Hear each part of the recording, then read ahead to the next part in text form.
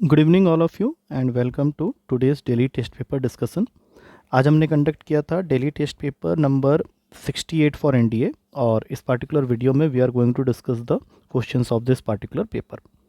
तो let's start our today's session. आज के पेपर का जो सबसे पहला क्वेश्चन है वो स्क्वायर रूट निकालने का क्वेश्चन है। You have to get the under root of this complex number. Complex number है तुम्हारा अंडर रूट में -7 -24 आयोटा। इसकी थ्योरी मैंने बताई हुई है कि अगर कोई complex number a plus minus iota b के फॉर्म में है तो जब तुम उसका स्क्वायर रूट निकालोगे तो it will be in the form of plus minus iota y, जिसमें से x निकालने का फॉर्मूला होता है a plus whole under root में a square plus B square whole divided by 2 पूरे का अंडर रूट, और y के फॉर्मूले में सिर्फ इसको उल्टा करके लिखना होता है। That means whole under root में A square plus B square minus से होल डिवाइडेड बाई 2 पूरे का अंडर रूट। एक बार यहाँ से एक्स और वाई मिल जाए तो उसको हम लोग यहाँ पुट कर लेते हैं। तो इस क्वेश्चन में ए की वैल्यू है -7 और बी की वैल्यू है 24। तो जब हम लोग एक्स निकालने जाएंगे तो इस फॉर्मूला के अकॉर्डिंग ये हो जाएगा -7 प्लस -7 का स्क्वायर होता है 49 और 24 का 576, तो अंडर रूट लेने पे 25 हो जाएगा। तो एक्स की वैल्यू आ गई रूट का 18/2 which is √9 which is equals to 3। तो यहाँ पे हम लोग +-3 तो लिख ही लेते हैं। अब बीच में माइनस का साइन है तो माइनस आयोटा।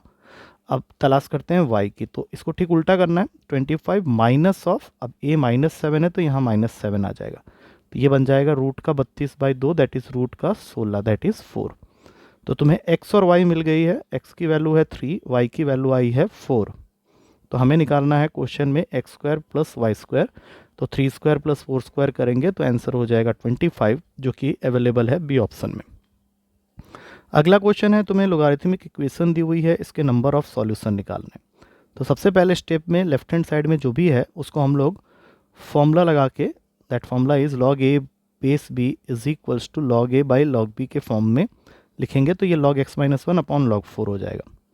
अब राइट हैंड साइड में यही वैल्यू को हम लोग लिख सकते हैं log x-3 अपॉन log 2। अच्छा, ये करने के बाद log 4 को हम लोग 2 log 2 लिख सकते हैं, because we have a formula कि log a to the power of n जो होता है वो n log a होता है। तो 4 को 2 स्क्वायर लिख सकते हैं तो उसका 2 आगे चले जाएगा। तो इससे हम लोग को फ़ायदा ये होगा कि ये log 2 यहाँ से कैंसिल हो गया and we are left with log x-1 is equals to 2 times of log x-3। Again इसी फॉर्मूला से हमारे राइट हैंड साइड में we can write log x-3 का होल स्क्वायर। अब दोनों साइड से log उड़ा दो और ये बच गया तुम्हारा x-1 is equals to x-3 का होल स्क्वायर। अब अगर मैं इसको आगे सॉल्व करता हूँ तो I am going to get a quadratic equation, जिसको बहुत इजीली हम लोग स्प्लिट करके 5 और 2 में 2 आंसर निकाल लेंगे। लेकिन आंसर को, नंबर ऑफ सॉल्यूशन को 2 पुट करने से पहले ये सोचो कि अगर मैं 2 यहाँ डालता हूँ लेफ्ट हैंड साइड में तो it will become a negative value. Negative value हम लोग नहीं ले सकते, इसलिए 5 के साथ जाना पड़ेगा। That means only 1 solution is possible for this equation. अगला क्वेश्चन है, you have to simplify this expression and you have to find कि ये फाइनली क्या बन रहा है। तुम्हारा एक्सप्रेशन है ट्रिग्नोमेट्रिक फॉर्मेट में 1070 माइनस 1020 अपॉन में 1050। तो सबसे पहले इसको साइन कॉस में ब्रेक कर लो। Sine 70 upon cos 70 minus sine 20 upon cos 20, और इसको लिख लो साइन 50 अपॉन कॉस 50। इससे फ़ायदा होगा sine 70 into cos 20 minus cos 70 into sine 20।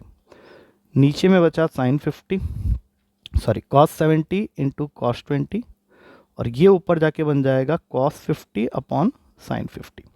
अब अगर मैं यहाँ से यहाँ तक देखूँ तो it is becoming a formula for sine A cos B minus cos A sine B. तो ये बन जाएगा साइन 70 माइनस 20 इंटू कॉस 50 है।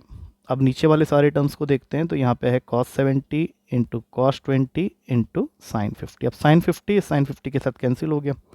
अच्छा, कॉस 50 को हम लोग कुछ नहीं करेंगे, लेकिन नीचे मल्टीप्लाई कर देंगे 2 से और ऊपर भी मल्टीप्लाई कर देंगे 2 से, क्योंकि तुम्हारा cos A into cos B का फॉर्मूला लगाने का हमें यहाँ मौका मिल जाएगा। तो 2 कॉस 50 रह गया। अब 2 कॉस ए कॉस बी का फॉर्मूला होता है cos A plus B that is cos 90 plus cos A minus B that is 50। अच्छा, कॉस 90 तो 0 होता है, तो we are left with 2 cos 50 upon cos 50। दोनों को काटा, आंसर आ गया 2, जो कि बी ऑप्शन में अवेलेबल है। अगला क्वेश्चन है तुम्हारे पास में एक इक्विलेटरल ट्रायंगल है जिसका बेस तुमको दे रखा है x plus y equals to 2 और वन ऑफ द वर्टेक्स, अब देखो ये वर्टेक्स ये दोनों तो हो नहीं सकते क्योंकि वर्टेक्स पॉइंट है 2 - 1 इसको सेटिस्फाई नहीं कर रहा है, तो हमारा ए वर्टेक्स को मुझे लेना पड़ेगा 2, -1। अब तुम्हें फाइंड करना है इक्विलेटरल ट्रायंगल का साइड जो कि इक्वल होते हैं, तो यहाँ से हम लोग एक परपेंडिकुलर ड्रॉ कर लेते हैं and we all know that height in case of equilateral triangle is always equals to √3/2a और ये जो हाइट है that is the perpendicular distance of this point P A from this line B C. तो उसके लिए हमारे पास में already formula है, तो अगर मैं ए डी इसका नेमिंग करके एच निकालूँ using that formula perpendicular distance of a point from a line, तो ये हो जाएगा 2 - 1 - 2 होल अंडर रूट में √2, दोनों कैंसिल हो गए। अब बाहर निकल के आया 1/√2, तो 1/√2 इज इक्वल्स टू √3/2a। तो a हमें a ही चाहिए, तो ये a हो जाता है 2/√6। अब 2√6/6 लिख के इसको थोड़ा सा सिंप्लीफाई करते हैं, √3/2 इंटू a, हाइट की वैल्यू आ गई है 1/√2। एक बार फिर से चेक करता हूँ मैं इसको, हाँ यही बनेगा, h इज इक्वल्स टू 2 - 1 - 2, ये दोनों कट गए, h की वैल्यू आ गई 1/√2, तो 2/√6 है। अच्छा 2√6/6 लिख के 2 रहा, इसको लिख लो √2 इंटू √3 और 6 के जगह लिख लो 2 इंटू 3, तो 2 से 2 कैंसिल हो गया। अब √2 रहा, √3 रहा, 3 को तुम √3 इंटू √3 जैसे ही लिखोगे तुम्हारा आंसर तुमको दिख जाएगा √2/√3 जो कि अवेलेबल है सी ऑप्शन में। अगला क्वेश्चन है पैरामेट्रिक फॉर्म में दिया है, तो यहाँ से x - 2/3 कॉस थीटा की वैल्यू आ गई और y + 1/3 साइन थीटा की वैल्यू आ गई।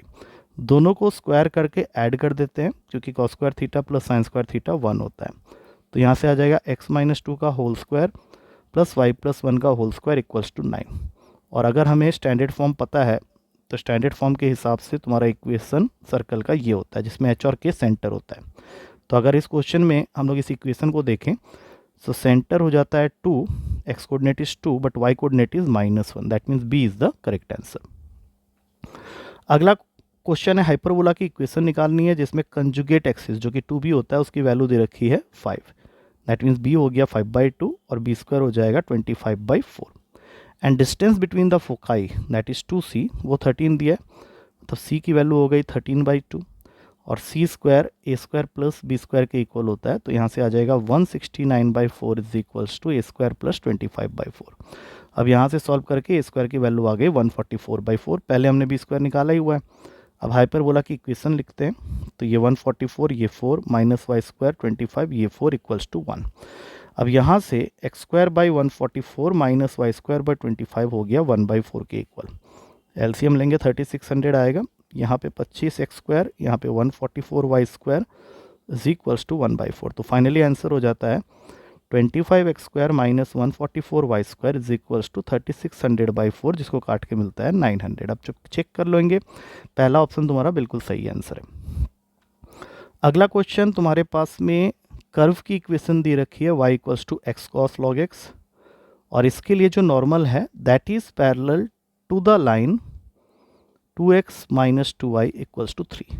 तुम्हें वो पॉइंट फाइंड करना है जहाँ पे normal is parallel to this line. तो सबसे पहले इसका dy/dx निकालेंगे और उसका नेगेटिव रेसिप्रोकल कर देंगे because this value is slope of normal जो कि इस लाइन के साथ पैरेलल है, मतलब इस लाइन के स्लोप के साथ में इक्वल होगा।